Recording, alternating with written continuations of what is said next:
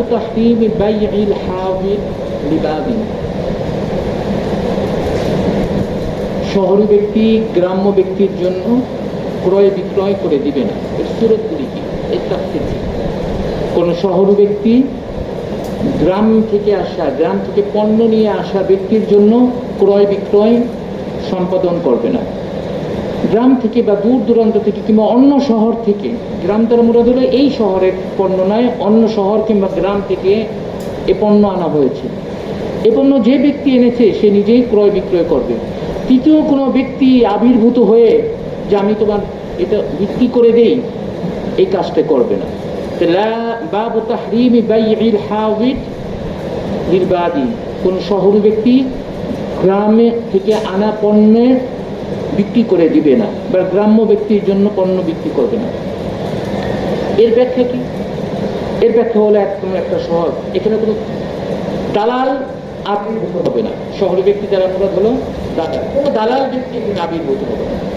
যে পণ্য নিয়ে এসেছে সেই বিক্রি করে, কোনো দালাল ব্যক্তির আবির্ভাব এখানে কাম্য নয়। রাসূল করিম সাল্লাল্লাহু আলাইহি ওয়াসাল্লাম নিষেধ করছেন। এবং তোমাদের এই হাসিয়ার মধ্যে এটা লেখা আছে, রাসূল করিম সাল্লাল্লাহু আলাইহি ওয়াসাল্লাম নিষেধ করছেন যে এই নিষেধাজ্ঞার মিনিং কি, কি বোঝায়, এটা কি? এটা তাউস ইবনে আব্বাস রাদিয়াল্লাহু তাআলা আনহুকে জিজ্ঞেস করতেন যে গ্রাম্য ব্যক্তির হয়ে শহরের ব্যক্তি বিক্রি করবে না, এটা কি, মানে এটাদের কি মিনিং, কি বোঝাচ্ছে? এই কথাটা বোঝার জন্য তাউস ইবনে আব্বাস রাদিয়াল্লাহু তাআলা আনহুকে জিজ্ঞেস করছিলেন। তখন ইবনে আব্বাস রাদিয়াল্লাহু তাআলা আনহু বলছেন, এটার অর্থ হলো লা ইয়াকুলু লাহু সিমসারা, এই ক্রয় বিক্রয়ের জন্য কোনো দালাল আবির্ভূত হবে না। এখানে শহর আর গ্রাম্য কথায় যে কোনো পণ্যের জন্য কোনো দালালের আবির্ভাব ঘটবে না। যেটা আমরা আগেও পড়ে আসছি, দালালি করা সম্পূর্ণ হারাম কাজ, বিল ইজমা হারাম কাজ। বাইরে সহি হয়েছে এই পণ্যটা, এই পদ্ধতিটা সম্পূর্ণ হারাম। এখানে শহর আর গ্রাম্যর কোনো কথা না, এখানে হলো দালালি করা যাবে কিনা এই ব্যাপারে তাউস ইবনে আব্বাস রাদিয়াল্লাহু তাআলা আনহুকে জিজ্ঞেস করেছিলেন এই হাদিসের ব্যাখ্যা কি। বলছে এই হাদিসের ব্যাখ্যা হলো মধ্যে দিয়ে কোনো দালাল থাকবে না। ঠিক আছে, দালাল অপরে রিয়াত আমরা পড়ব, লা ইয়াবিউ হাদিরুন লিবাইদিন দাউন নাস ইয়ারযুকুল্লাহু বা'যাহুম মিন বা'যিন। তোমরা মানুষকে আপন অবস্থায় ক্রয় বিক্রয় করতে দাও। এই একে অপরের মাধ্যমেই আল্লাহ তাআলা তাদের রিজিকের ব্যবস্থা করেন। ক্রেতা বিক্রেতার মাধ্যমে, বিক্রেতা ক্রেতার মাধ্যমে এইভাবে ব্যবস্থা করে। তোমরা অহেতুক তার মধ্যে দাখিল হয়ে এটাকে জটিল করে তোলো না। তারা যে যেভাবে পারে, হয়তো একটু বেশি লাভ করবে অথবা একটু কম লাভ করবে। তৃতীয় ব্যক্তির যেন আবির্ভূত না হয়, এখানেও মানে দালালের যেন আবির্ভূত না হয়, সেই ব্যাপারে রাসূল করিম সাল্লাল্লাহু আলাইহি ওয়াসাল্লাম এটা বলছেন। আনাস রাদিয়াল্লাহু তাআলা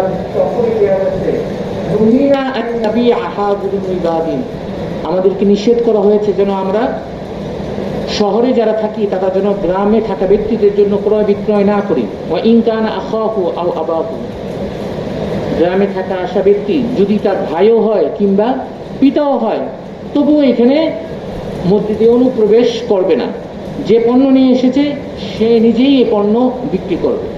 বুঝতে পারছো? তাহলে শহর ব্যক্তি গ্রাম্য ব্যক্তির হয়ে বিক্রি করতে পারবে না, মানে দালালি করতে পারবে না। ঠিক আছে, এইটা এই ব্যাখ্যা। এটা কি সত্য? তোমাদের শফিক সাহেব হুজুর জিজ্ঞেস করছিলাম, হুজুর ওরা তো ঘুমায় অনেক, আমি তো মানে মানে বিপর্যস্ত ওদের নিয়ে। আপনি ঘন্টায় ঘুমায় না, আপনি কিভাবে রাখেন? কে বলছে ঘুমায় না? আগে ঘন্টা ঘুমালে এই ঘন্টাও তো ঘুমাবে। এটা কি হয় নাকি? ওরা কি পিসাব হয়ে গেছে যে এই ঘন্টা ঘুমেছে এই ঘন্টা ঘুমাবে না? বলে তাহলে কি করুন এইভাবে? কেন আমি তো সরাসরি দাঁড় করে রাখি। সত্যি নাকি? আমার এমনি শুনেছি। আরে রমজান, এটা তুমি বলতে হবো না। এই সুযোগ কি মিথ্যে বলছেন? দাঁড় করে রাখেন মানে একটা অনুমোদন থাকলে কেউ একটা করে গেলে ওই পথ অবলম্বন করা সহজ হয়। যে পথে গিয়েছে অতীত সে পথে আমরাও যাব, সহজ হয় এটা। দেখো নাই ও মানে হুজুর দাঁড় করেন না, নিজের উপর ছেড়ে দেয়, আমানত দিয়ে দেয় তোমাদের কাছে। ঘুমের মধ্যে কিসের আমানত? ঘুমায় গেলে আমাকে আমানতদারি থাকে নাকি? আমরা এগুলো কিভাবে করবে? আচ্ছা যাক, আমি ভাবলাম দাঁড় করে দেয়, আবার আসার সময় দেখতে আসলাম অন্য জমাতো দাঁড়িয়ে আছে, পড়ার জন্য নাকি ঘুমার জন্য যাই না, জিজ্ঞেস করিনি, জিজ্ঞেস করবেন।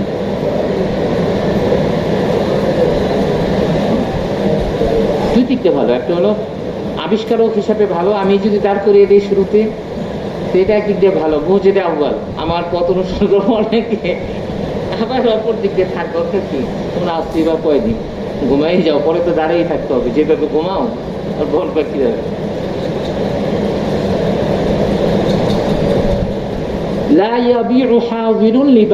এগুলি পরীক্ষা আসে কিন্তু, বুঝলা, এই ছোট্ট ছোট্ট কথা এগুলি পরীক্ষা আসে, শুরু দিক দিয়ে বারবার গুরুত্ব দেয়। তাহলে আমি বললাম লা ইয়াবিউ হাযিরুন লিবাদিনের একটা ব্যাখ্যা হলো যে ক্রেতা এবং বিক্রেতার মধ্যবর্তী অন্য কোনো তৃতীয় ব্যক্তির অনুপ্রবেশ ঘটবে না, অর্থাৎ দালালের অনুপ্রবেশ ঘটবে না। এই হাদিস দ্বারা যে দালালি মুরাদ, তাবুস ইবনে আব্বাসকে জিজ্ঞেস করছিলেন, ইবনে আব্বাস এমনটি বলতেন। এছাড়া অন্য হাদিসে রাসূল কারীম সাল্লাল্লাহু আলাইহি ওয়াসাল্লাম নিষেধাজ্ঞা এটাকে সমর্থন করে যে আল্লাহ তাআলা একের মাধ্যমে আরেকজনের রিজিকের ব্যবস্থা করেছেন, অতএব তোমরা তাদেরকে আপন অবস্থায় রেখে দাও, তারা যেমন ইচ্ছে তেমনটি ক্রয় বিক্রয় করুক। দাউন্নাস ইয়ারযুকুল্লাহু বা'যাহুম মিন বা'যিন।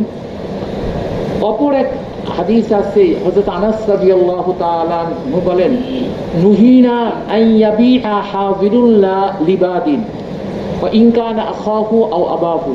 আমাদেরকে নিষেধ করা হয়েছে যেন আমরা শহুরে ব্যক্তি যারা আছে, গ্রাম্য ব্যক্তিদের জন্য ক্রয় বিক্রয় না করি, যদিও গ্রাম থেকে আসা পণ্য নিয়ে আসা ব্যক্তি আমাদের ভাই কিংবা পিতা হোক। অর্থাৎ এখানে কোনো তৃতীয় ব্যক্তির অনুপ্রবেশ ঘটবে না, এটা দ্বারা মুরাদ হলো দালালি চলবে না, এটা এই ব্যাখ্যা। এই ব্যাখ্যা মানে এই ব্যাখ্যা ইমাম শাফি রাহিমাহুল্লাহ আলাইহি এবং আকসার এই ব্যাখ্যা দিচ্ছে। এই হাদিসের দ্বিতীয় আরেকটি ব্যাখ্যা আছে, এই ব্যাখ্যাটা হল ওয়ালা ইয়াবিউ হাযিরুন লিবাদিন, অর্থ শহরে ব্যক্তিরা বিক্রেতারা তারা শুধু গ্রাম থেকে আসা ব্যক্তিদের কাছেই পণ্য বিক্রি করবে না। শহরে থাকা ব্যক্তি, শহরের বিক্রেতারা তারা শুধু গ্রাম থেকে গ্রাম থেকে আসা ক্রেতাদের কাছেই বিক্রি করবে না, শহরে ব্যক্তিদের কাছেও বিক্রি করবে। এটা তোমরা বুঝবে। অনেক সময় দেখবা দোকানে যখন খুব কাস্টমার, এটা ধরো আমাদের দিয়ে আমরা ম্যাসকাল দ্বারাই আমাদের ড্রেস আপ পোশাক এগুলো তো মনে হতে পারে যে আমরা এগুলো কিনবো না, এত দাম দ্বারা আমাদের কেনার সামর্থ্য নেই। তখন খেয়াল করছো কখনো বিক্রেতা শুধু কাদেরকে দাম বলে বা কাদের দেখা যারা অবস্থা সম্পূর্ণ, তখন আমরা এতিম হয়ে যাই দোকানের মধ্যে। আমাদের অবস্থা দেখে মনে করে যে এই লোক কি করবে না, নেওয়ার মতো সামর্থ্য নাই, এই লোক নিবে না। বুঝতে পারছো? এরকম হয়। রিক্সা তুমি যাচ্ছ, তুমি আগেই করছো, থেমে তোমাকে না আরেকজনে জিজ্ঞেস করতেছে, লেডিসটাকে লেডিসকে জিজ্ঞেস করতেছে, তোমার থেকে আগে তাকে প্রাধান্য দিচ্ছে। আমরা একবার বাণিজ্য মেলায় গেলাম, কাশ্মীরি শাল, মানে 2-3বার দেখছি শাল আছে, আমাকে ওইভাবে বলে নাই, কিন্তু একটু পরেই একজন খুব মানে পোশাক আশাকে একটা বোঝা যায় না, একটা মহিলা আসলো, মহিলা আসলো, তাদের কাছে একটা পর একটা শাল খুলে দেখাতে লাগলো। সেই শালের দাম 10,000 থেকে আমি নিজে দেখছি 5 লাখ টাকা, মানে নিজে শুনতেছি এটা কত, এটা 5 লাখ, এভাবে আমাকে দিলে বেশি 1,000 টাকা। তারা কিন্তু বোঝে কোন কাস্টমার কত টাকা নেওয়ার সামর্থ্য রাখে, সাধারণত বোঝে পোশাক আশাক এইসব দেখে তারা কিন্তু, এটা হলো ভালো সেলসম্যান।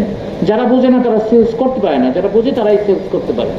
কারণ তুমি আসবার বলবো টরে, আমি একদিন দেখছি একজনকে জিজ্ঞেস করছিলাম বন্ধুকে, টরে দেওয়ার কথা হচ্ছে জাপানি টরে, কি টরে একটা আছে না, কি টরে বলে এটা, অ্যালেক্স টরে বের করে দিচ্ছি। আমি বললাম তুমি চাইলো টরে অরিজিনাল টরে, তুমি অ্যালেক্স টরে দিলা। পরে বললেন শোনেন, অ্যালেক্স টরের দাম আমি কত বলছি, বলছে 120-30, উনি বলছে 100, আমি বলছি 120-30, উনি শুধু আরো আগের কথা শুধু 80-90 টাকা বলছে, বুঝলে? এরকম যদি জাপানিটা বের করে দিতাম ওটা দাম কত, 400-500 টাকা, ঠিক আছে না? তো জাপানিটা সে পছন্দ করতো ঠিকই, এটা পছন্দ করতো না। জাপানির জন্য এখন 100 টাকা বলছে না, আরো 100 টাকা বাড়ায় বলতো, কত বলতো, 200 বলতো। আমি জাপানিটা বিক্রি করতে পারতাম, 200 টাকা দিয়ে কি জাপানি বিক্রি করা সম্ভব?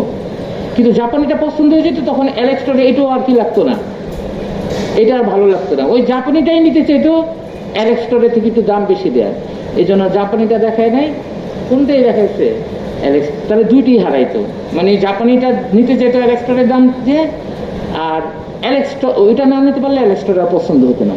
আসলে ক্রেতাদের অবস্থা দেখি, তাদের ভাবভঙ্গি, তাদের কথা, এগুলো বিক্রেতারা বুঝতে পারে, সে অনুযায়ী তারা পণ্য দেখায়। তো ওই সমাজেও এমন ছিল, কোনো কোনো বিক্রেতা তারা শুধু গ্রাম থেকে আসা লোকদের দেখেই বুঝতে পারতো, তাদের কাছে পণ্য বিক্রি করতো। শহরে যারা থাকে তাদের কাছে পণ্য বিক্রি করতো না, কারণ হলো গ্রাম থেকে যারা আসছে তারা পণ্যের দাম জানতো না, এই আজকে কি কত দাম, তাদের ইচ্ছে মতো কি করতে পারতো, দাম গছাতে পারতো। কিন্তু শহরে ব্যক্তিদের এরকম পারতো না বলেই তারা তাদের অল্প পণ্য শুধু বিক্রি করতো। হাদিসের মধ্যে এটা নিষিদ্ধ। ঠিক আছে, এখানে ক্রেতা বিক্রেতা দুইজনের মধ্যে তৃতীয় ব্যক্তির উপস্থিতি নেই, কিন্তু সে পণ করে নিছে বা সে ব্যাখ্যার কৌশল হিসাবে নিচ্ছে, শুধুমাত্র এক শ্রেণীর কাস্টমারের কাছেই তারা বিক্রি করবে, সকলের কাছে বিক্রি করবে না। ক্রয় বিক্রয়ের ক্ষেত্রে এটা শোভনীয় নয়, এটা মূলনীতি নয়। হাদিসের মধ্যে এটা হলো অসমতা, বৈষম্য হাদিস, এবং এটা ধোকার একটা সুযোগ। রাসূল করিম সাল্লাল্লাহু আলাইহি ওয়াসাল্লাম এইভাবে ক্রয় বিক্রয় করতে নিষেধ করছেন। লা ইয়াবিউ হাদিরুন লিবাদিন, অর্থ হলো শহরে ব্যক্তিরা শুধুমাত্র গ্রাম থেকে আসা ক্রেতাদের কাছেই বিক্রি করবে না, অন্য সকলের কাছে বিক্রি করবে। ঠিক আছে, তৃতীয় আরেকটা, যেটা প্রথমটারই তার মধ্যে তো দালাল অনুপ্রবেশ করা, ঠিক না, এটাই ব্যাখ্যা দিচ্ছে। এটারই একটা আরেকটা সুরত, ওটার মধ্যে ছিল যে দালালের অনুপ্রবেশ করে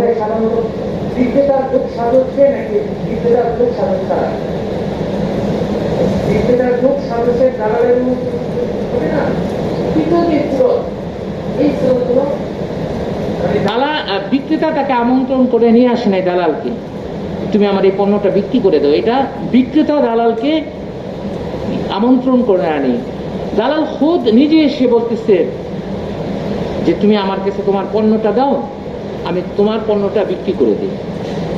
দেখো, দালালি এক জিনিস আর পণ্য আরেক জিনিস। দালালি হলো সে নিজে কিনে না, বিক্রিও করে না, কিনেও না, সে শুধু কি করে দেয়, দ্রব্যমূল্যের দাম উপরে মূল্য চড়া দাম উঠিয়ে দেয় না নেওয়ার নিয়তে, ধোকা দেওয়ার নিয়তে। আর 3 নম্বর স্তরতে এটা না, যে বিক্রেতা তাকে বসিয়ে রাখে যে আমি তোমার পণ্যটা বিক্রি করে দিই, অর্থাৎ বিক্রেতার পক্ষ থেকে সে নিজে কি বনে যায়, ওকিল বনে যায়। বিক্রেতার কাছে শুনে তুমি বসো, তুমি পারবে না, আমি এটা কি করে দিই, বিক্রি করে দিই, বিক্রেতার পক্ষ থেকে ওকিল বনে যায়। এই যে 3 সুরত, রাসূল করিম সাল্লাল্লাহু আলাইহি ওয়াসাল্লাম 3 সুরতকে মাকরুহ মানে নিষেধ করছেন। আইম্মে কেরাম এই 3 সুরতকে মাকরুহ হিসাবে সাব্যস্ত করছেন।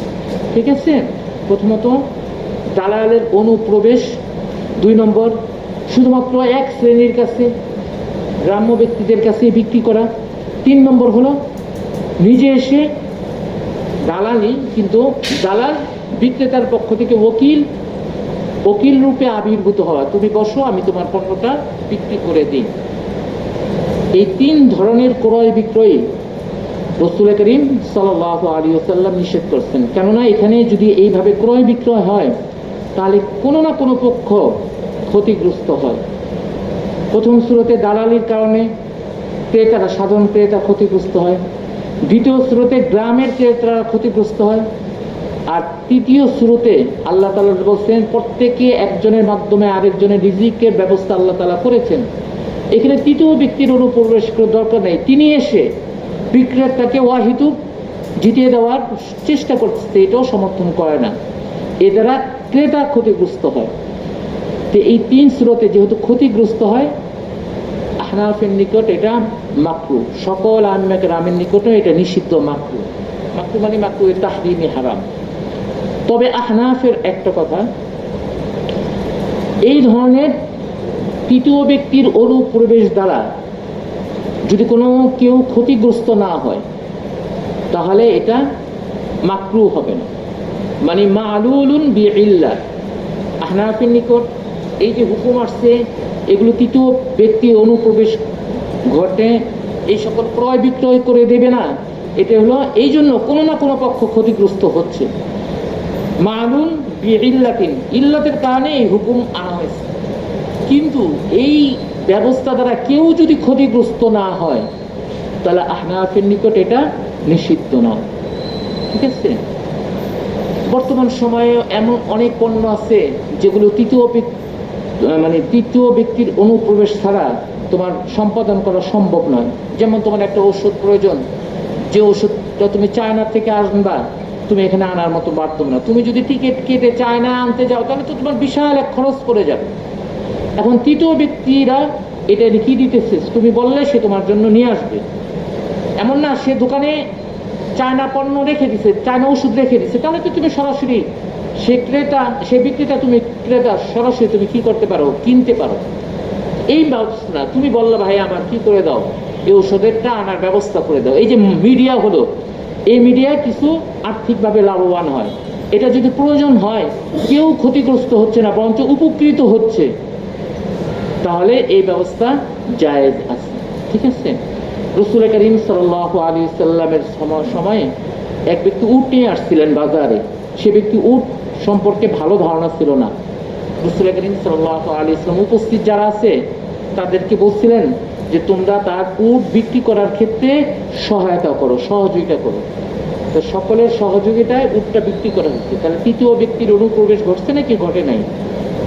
এই যে তৃতীয় ব্যক্তির অনুপ্রবেশ ঘটা দ্বারা কেউ ক্ষতিগ্রস্ত হয় নাই, বরঞ্চ এই যে বিক্রেতা সে জানে না উটের দাম কি, সেই দিনের মূল্য কি, ন্যায্য মূল্য পাওয়ার ক্ষেত্রে তাকে সহায়তা করা হচ্ছে। এটা রাসূল করিম সাল্লাল্লাহু আলাইহি সাল্লামই নির্দেশ দিয়েছেন। অতএব আহনাফ বলেন এই হুকুম মাকরুহে তাহরিমের হুকুম মালুলুন বিইল্লাতিন। কেউ যদি ক্ষতিগ্রস্ত হয় তবে এটা নিষিদ্ধ, কেউ যদি ক্ষতিগ্রস্ত না হয় তবে এই সূরত নিষিদ্ধ নয়। বর্তমান সময়ে কথাটা একটা তোমাদের উদাহরণ দিলাম। কেন নিষিদ্ধ সেটা আমরা জানি। যত হাত বদল হবে, যত ব্যক্তির অনুপ্রবেশ ঘটবে, ততই এটা বাজার মূল্য কি হবে, বেড়ে যাবে। তোমরা যে কোনো পণ্য বাজারের এই যে তরিতত্ত্বের যে পণ্য তোমরা অনেক চড়া দামে তোমরা তো কিনো না, মানে অনেক চড়া দামে দেখা যায়। কথা টমেটো আমরা কিনি 30-40 টাকা দিয়ে কখনো কখনো, এখন তো অনেক দাম, এখন তো 60 টাকা গেছে, তো মৌসুম না, যখন মৌসুমের কথা বলতেছি। কিন্তু কৃষকরা ক্ষেতের মধ্যে পাচ্ছে 10 টাকা নিতে, 2 টাকা 5 টাকা 6 টাকা এরকম পাচ্ছে, কিন্তু আমরা কিনতেছি 40 টাকা। এর কারণ কৃষিরা সরাসরি আমাদের কাছে বিক্রি করার সুযোগ পাচ্ছে না। আমাদের দেশে ওই ব্যবস্থা গড়ে ওঠে নাই যে কৃষকরা সরাসরি নিজেরাই পণ্য বাজারজাত করে আমাদের কাছে বিক্রি করবে, বরঞ্চ এখানে মধ্যস্বত্বভোগী তাদের অনুপ্রবেশ ঘটে, তারা সেটা কিনে নিয়ে এসে আমাদের কাছে সিন্ডিকেটের মতোই চড়া দামে এটা বিক্রি করে থাকে। এই সকল সিন্ডিকেট চড়া দামে বিক্রি করা, এটা হলো হাদিসে এটা নিরুৎসাহিত করে, সেটা নিষেধ। আবার অপর দিক দিয়ে যদি তারা এই মাধ্যমগুলি না ঢোকে, তাহলে আমাদের কৃষিকাজ সে আবার কিভাবে বাজারজাত করবে? এই জন্য অনুমোদন দেওয়া হয়েছে। অনুমোদন দেওয়ার পর তাদেরকে নসিহা করা হয়েছে যেন বেশি দামে বিক্রি না করা হয়, বেশি লাভ না করা হয়। তাহলে এইখানে মূল বক্তব্য হলো যে 3টা ব্যাখ্যা আমরা মনে রাখবো। একটা হলো কার অনুপ্রবেশ ঘটা, দালালের অনুপ্রবেশ। এখানে তারা হাজের আর বাদে উদ্দেশ্য হলো কি, দালাল। 2 নম্বর হলো এক শ্রেণীকে নির্দিষ্ট করে নেওয়া, অর্থাৎ শহরী ব্যক্তিরা শুধুমাত্র গ্রাম থেকে আসা ব্যক্তিদের ক্রেতাদের কাছে বিক্রি করছে, অন্য কারো কাছে বিক্রি করতে চায় না, এটা নিষেধ। আর 3 নম্বর হলো বিক্রেতা দালালকে আমন্ত্রণ জানায় নাই, খুদ বিক্রেতা নিজের থেকে ওকিল বলে গেছে যে তুমি তোমার পণ্য আমার কাছে দাও, আমি এটা বিক্রি করে দেই। এগুলো হলো রাসূল করিম সাল্লাল্লাহু আলাইহি নিষেধ করছেন। এই প্রেক্ষাপটে সকল আইম্মায়ে কেরাম এগুলোকে নিষিদ্ধ বলেন। তবে ইমাম আবু হানিফা রাহিমাহুল্লাহ আলাইহি নিষিদ্ধ বলার সাথে সাথে বলেন এই হুকুমটা মালুলুন বিইল্লাহ, যে সমস্যা হওয়ার কারণে এগুলো নিষিদ্ধ। যদি এই সকলের মাধ্যমে কোনো সমস্যা না হয়, উপরন্তু আরো লাভ হয়, তাহলে এগুলো নিষিদ্ধ নয়। যেমন রাসূল করিম সাল্লাল্লাহু আলাইহি সাল্লাম সাহাবায়ে কেরামকে বলেছেন উট বিক্রি করতে তোমরা সাহায্য সহযোগিতা করো। সেক্ষেত্রে বর্তমানে যদি সত্যি বিক্রেতা দামই জানে না, কোনো দাম জানে না, সে যেন ন্যায্য মূল্য পায়, সেই হিসাবে মধ্যম হতে পারবে, কিংবা মধ্যম হতে পারবে সরাসরি ক্রেতা বিক্রেতার মাধ্যমে ক্রয় বিক্রয়ের কোনো সুযোগ নেই, সেখানেও মাধ্যম হতে পারবে, কিংবা দূর দূরান্তে রয়েছে ক্রেতার পক্ষে সেই পণ্য এত দূর থেকে আনা সম্ভব নয়, এখানে তৃতীয় ব্যক্তির সাহায্য নেওয়া কোনো দূষণীয় নয়। অর্থাৎ আহনাফের নিকট এই হুকুমটা মালুলুন বিইল্লাহ। প্রথম যে হাদিস, সে হাদিস হলো আন আবি হুরায়রা রাদিয়াল্লাহু তাআলা ইয়াবলুগু বিহি নবী সাল্লাল্লাহু আলাইহি ওয়াসাল্লাম, আবু হুরায়রা রাদিয়াল্লাহু তাআলা সনদ দ্বারা রাসূল করিম সাল্লাল্লাহু আলাইহি ওয়াসাল্লাম থেকে এই হাদিস বর্ণনা করেন, মানে পৌঁছে এই হাদিস বর্ণনা করেন, قال لا يبيع حاضر لباد, কোন শহরে, শাব্দিক অর্থ, কোন শহুরে ব্যক্তি গ্রাম্য ব্যক্তির হয়ে বিক্রি করে দিবে না। এটা কয় নম্বর সূরা? 3 নম্বর। 1 নম্বরটা তো পুরো দালালি, সে নিজে ক্রয় করে না। এটা হলো কয় নম্বর সূরা? 3 নম্বর সূরাটা, যে ওকিল বানিয়ে দেওয়া। وقال زهير عن النبي صلى الله عليه وسلم أنه نهى عن يبيع حاضر لباد, একই রাসূল করিম সাল্লাল্লাহু আলাইহি ওয়াসাল্লাম নিষেধ করেছেন শহুরে ব্যক্তি গ্রাম্য ব্যক্তির হয়ে ক্রয় বিক্রয় করে দিবে না। وبه قال حدثنا إسحاق بن إبراهيم وعبد بن حميد قال أخبرنا عبد الرزاق قال أخبرنا معمر عن ابن طاووس عن أبيه عن ابن عباس رضي الله عنهما قال نهى رسول الله صلى الله عليه وسلم أن يتلقى الركبان. এই অর্থ জানোই তো না, আগে পড়ে আসছো না? তুমি বলো তো এর অর্থ কি? নাহা রাসূলুল্লাহ সাল্লাল্লাহু আলাইহি ওয়াসাল্লাম আন ইউতালাক্কা আর-রুকবান,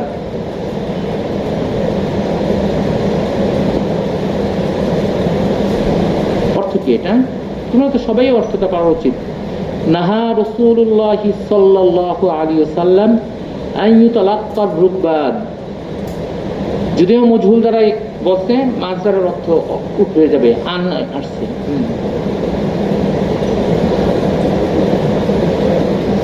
অর্থ করো, যে তুমি বললে তো অর্থ হচ্ছে না, তুমি ব্যাখ্যা দেওয়ার সময় যে বলবা অর্থ করে যাও। নাহা রাসূলুল্লাহ সাল্লাল্লাহু আলাইহি ওয়াসাল্লাম আন ইউতালাক্কা আর-রুকবান,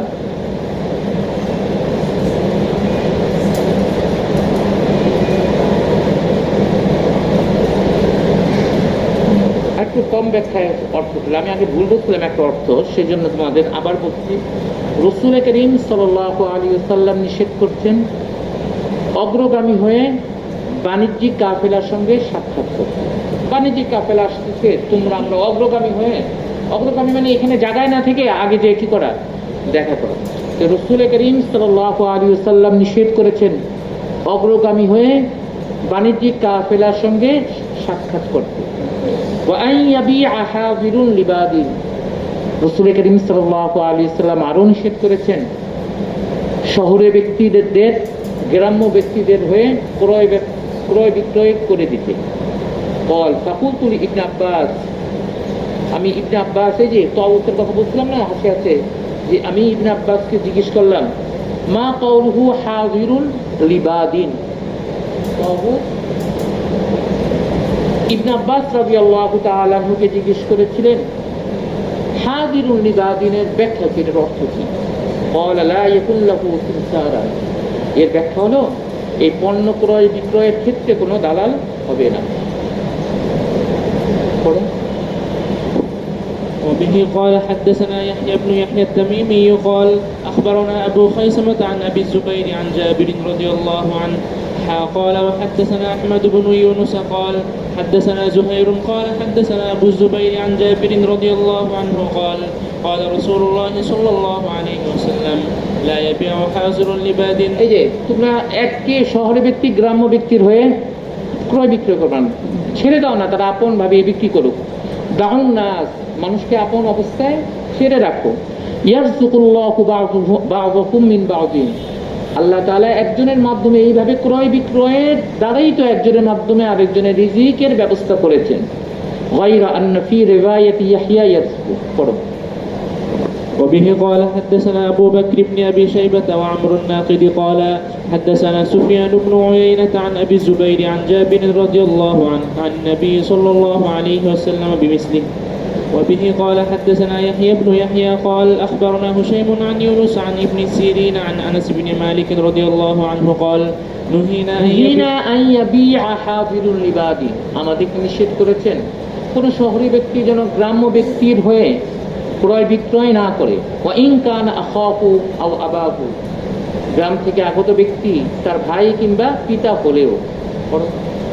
وبه قال حدثنا محمد بن المثنى قال حدثنا ابن أبي عدي عن ابن عون عن محمد عن أنس رضي الله عنه قال وحدثنا ابن المثنى قال حدثنا معاذ قال حدثنا ابن عون عن محمد قال قال أنس بن مالك رضي الله عنه نهينا أن يبيع حاضر لباد.